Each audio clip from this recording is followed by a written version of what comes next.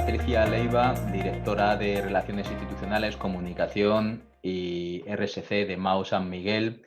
MAU se ha caracterizado durante esta crisis por su enorme compromiso social, ha liderado la respuesta a la crisis dentro del sector y ha estructurado en tres grandes bloques el compromiso. Por una parte, las ayudas económicas, por otra, la formación y por otra, una serie de iniciativas solidarias. En este punto, Patricia, a nosotros nos gustaría pues conocer cómo ha sido la gestión de la comunicación y este compromiso en MAU San Miguel desde el inicio de la crisis. Gracias, Antonio. Pues tengo que decir cómo ha sido la gestión de la comunicación en MAU San Miguel durante la crisis. La primera palabra que me viene a la cabeza es intensa, porque lo que ha sido es realmente muy relevante desde un primer momento, no solo en la gestión de la crisis, sino también en la propia gestión interna, ¿no?, de los profesionales de la compañía. Ha requerido de muchísima implicación con todas las áreas de negocio, porque una de las cosas que se han puesto de relieve durante la crisis ha sido la necesidad de que la comunicación a todos los grupos de interés fuera coherente y consistente y que los mensajes fueran los mismos, fuese quien fuese el interlocutor que teníamos al otro lado. Y quizá también diría que la comunicación en muchos momentos se ha encontrado en el centro de las decisiones, porque hay veces que cuando se va a tomar una decisión es muy importante ver cómo se va a contar esa decisión. Y a veces en el cómo se va a contar es curioso encontrar cómo tienes que modificar quizá una decisión cuando se la vas a contar a otro, cómo le suena, y eso ha sido muy, muy interesante durante todo el periodo de crisis. Cambiar decisiones debido a gestión de comunicación. La verdad es que has tocado muchos puntos interesantes. Vamos a ir por partes. En un primer momento, cuando gestionáis la comunicación, sobre todo desde el punto de vista de la comunicación interna, entiendo que habréis hecho una priorización, ¿no?, de grupos de interés entre todos los grupos que tenéis alrededor en MAU San Miguel, ¿no? ¿Cómo ha sido esa priorización?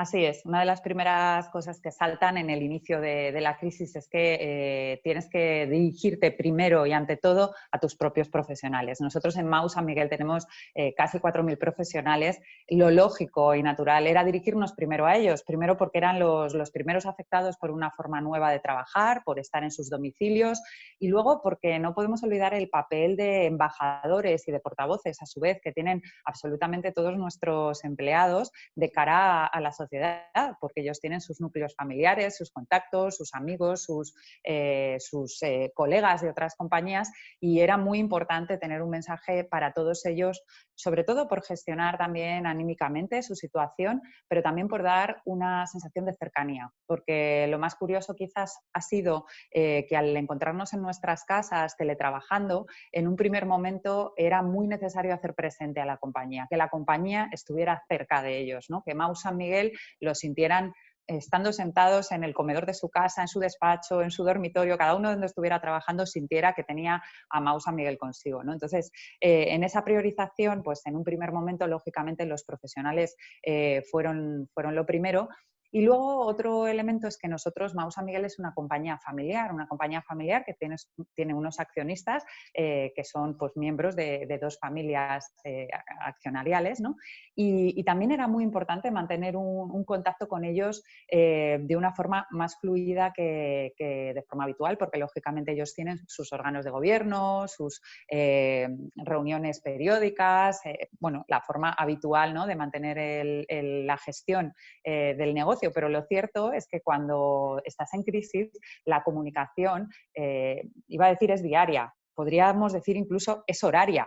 Entonces, se tienen que crear unos nuevos protocolos de comunicación con los accionistas que no están acostumbrados o no están preparados para esa periodicidad tan continua, ¿no?, tan diaria. Y bueno, eso también fue otro elemento de priorización. Y luego una cosa muy curiosa fue cómo grupos de interés en los que habitualmente los departamentos de comunicación corporativa no intervenimos tanto, salvo cuando hay situaciones muy específicas, acabamos implicados en comunicaciones a esos grupos de interés, desde proveedores, que normalmente mantienen lógicamente la interlocución con el departamento de compras, a clientes, distribuidores. Acabamos desde el departamento de comunicación influyendo también en todas esas comunicaciones, documentaciones, todo ese flujo, porque era importante, como decía antes, la coherencia, ¿no? Eso fue interesante, abrir el número de grupos de interés en los que nosotros como Departamento de Comunicación Corporativa interveníamos y luego pues priorizarlos en función de la situación en la que estábamos. Me gusta esa reflexión, Patricia, de modelar mensajes en función de determinados grupos de interés y al mismo tiempo homogeneizar esos mismos mensajes para que no se desnaturalicen, ¿no? Es decir, yo creo que es uno de los retos que durante estos meses pues habéis tenido que enfrentar, ¿no? Con diferentes grupos de interés y diferentes públicos, entiendo. Sí.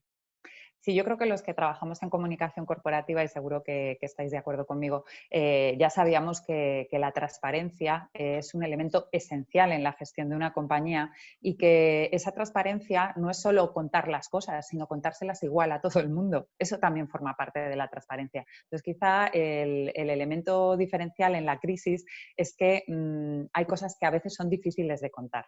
Y como son difíciles de contar, pues bueno, dependiendo de los grupos de interés podemos tender a poner algún paño caliente o a contarlas de otra manera y quizá esa es la tentación, la principal tentación, ¿no? que hay que vencer desde el área de comunicación, dando muy claro que estos son los mensajes y estos hay que contárselos a todo el mundo igual, les vaya a gustar más o les vaya a gustar menos. También es verdad que, bueno, pues en estas circunstancias esta crisis era muy exigente para todos, también para aquellos que teníamos al otro lado, es decir, que estábamos enfrentándonos a clientes que veían su negocio muy deteriorado, proveedores que tenían muchísimas dificultades para garantizar el suministro, es decir, bueno, que había que también un poco empatizar con las situaciones de todos.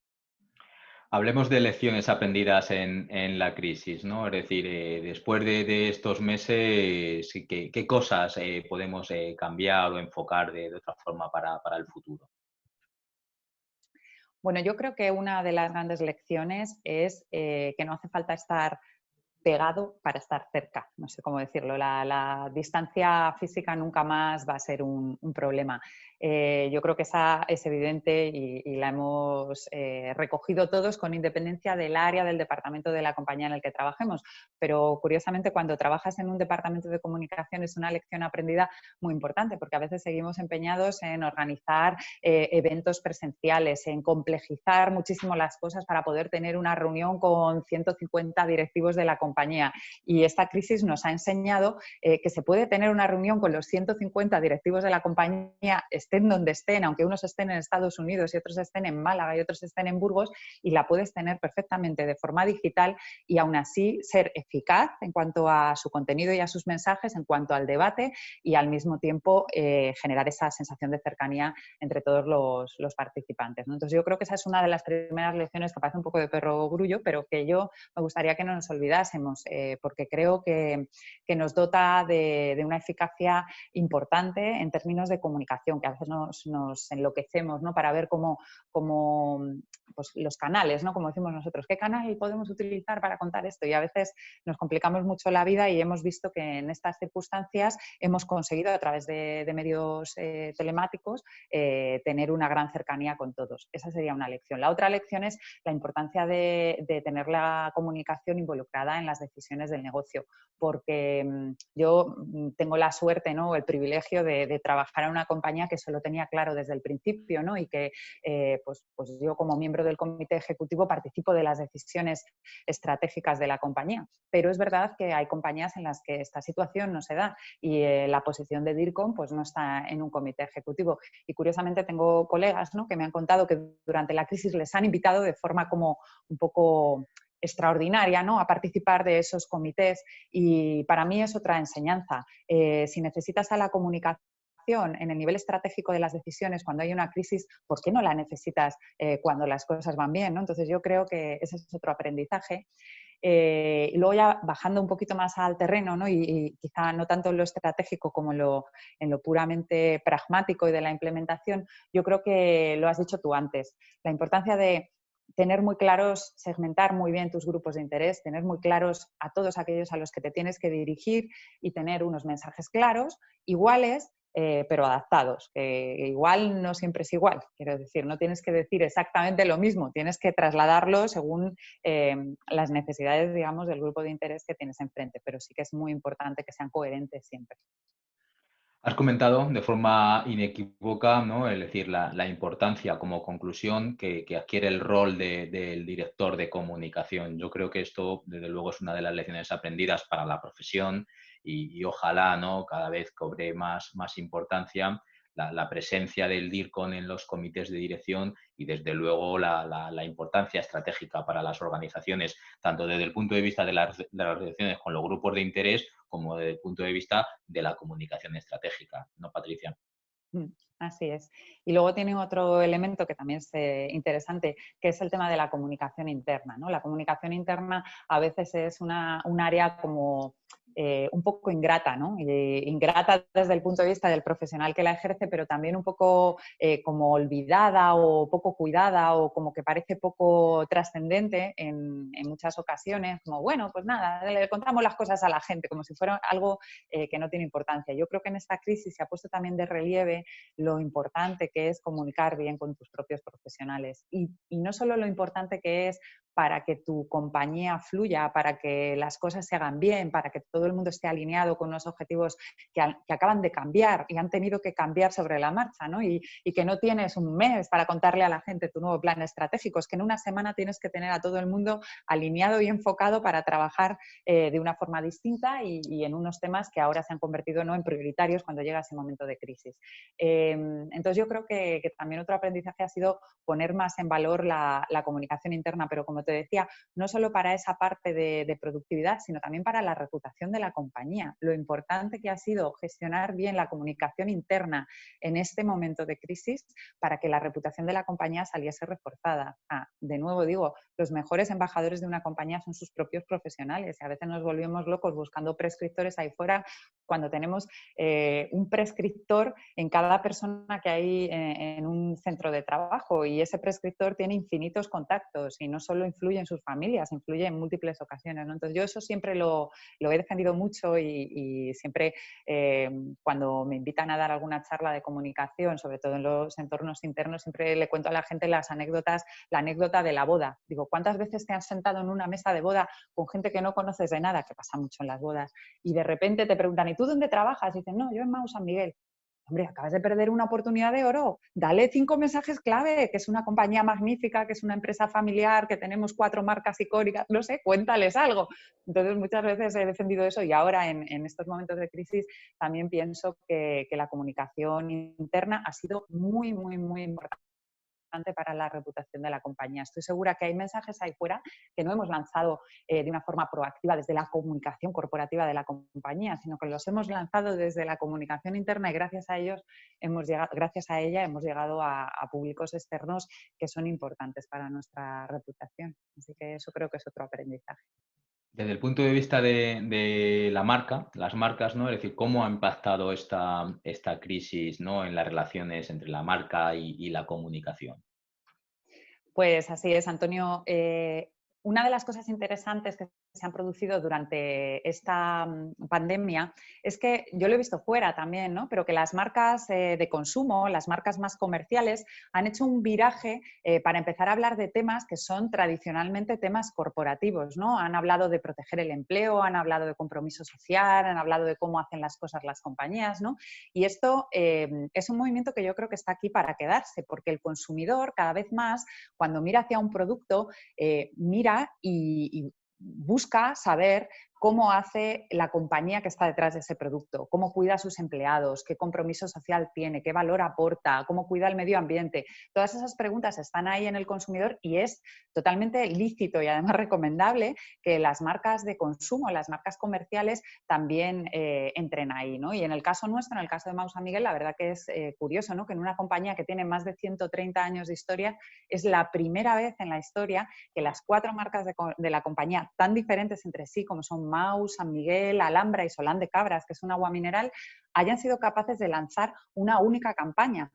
Todas hablando de lo mismo. ¿Por qué? Porque en el fondo hablan del ADN, de lo que hay detrás de la compañía, ¿no? Que es la propietaria de todas esas marcas y esos productos. Y eso yo creo que es un movimiento interesante que está para quedarse y que el consumidor lo va a seguir demandando.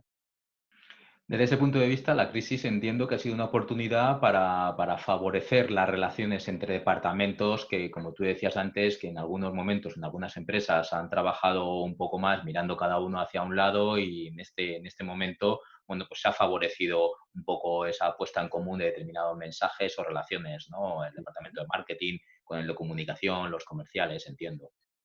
Sí, así es. Y yo creo que una cosa muy buena que tienen las crisis es que yo creo que yo, que soy una persona positiva y optimista por naturaleza y que miro hacia el ser humano con esperanza, creo que una de las cosas buenas que tienen las crisis es que sacan lo mejor que hay en las personas, ¿no? Y las personas por naturaleza, yo creo eso, yo creo que las personas por naturaleza queremos ayudarnos unos a otros. Hay algo en el ser humano que cuando las cosas vienen mal dadas, el que tienes enfrente, lo conozcas o no lo conozcas, si se está cayendo tiendes a levantarlo, no sé, me parece que es algo que nos sale como seres humanos.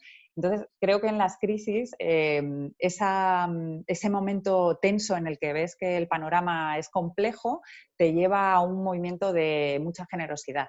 Y cuando hay generosidad es muy fácil trabajar así, porque claro, para poder trabajar conjuntamente con otros departamentos, a veces hay que ceder terreno, por decirlo de alguna manera, ¿no? Hay que dejar que una decisión que normalmente es únicamente tuya, pues haya otro que intervenga, ¿no? Algo que tú siempre estabas haciendo de forma independiente, pues tienes que dar paso a otro para que colabore contigo y también pueda poner algo, ¿no? En esa tarea o en esa responsabilidad que estás ejerciendo. Entonces yo creo que en esta crisis se ha visto muy claro. Yo tenía la suerte de que ya trabajábamos así. Yo tengo una excelente relación con nuestro director de marketing, con César Hernández, y en el pasado en todas las compañías que he trabajado así ha sido también.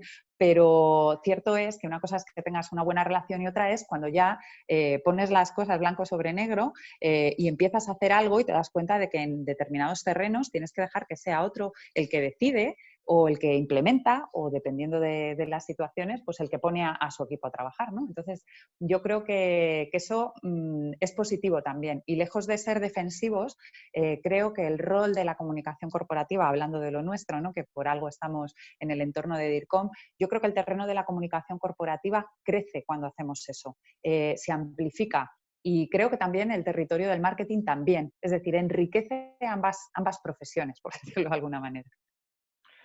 Pues muchas gracias, Patricia. Muy interesante tus reflexiones. Enhorabuena por el papel que ha jugado la comunicación en MAU y por el papel que ha jugado MAU por su compromiso con la sociedad. Muchas gracias por participar en esta serie de diálogos de DIRCON y a tu disposición para lo que necesites en la asociación. Nada, gracias a vosotros por invitarme y nada, pues espero haber aportado algo diferente. Sin duda. Muchas gracias.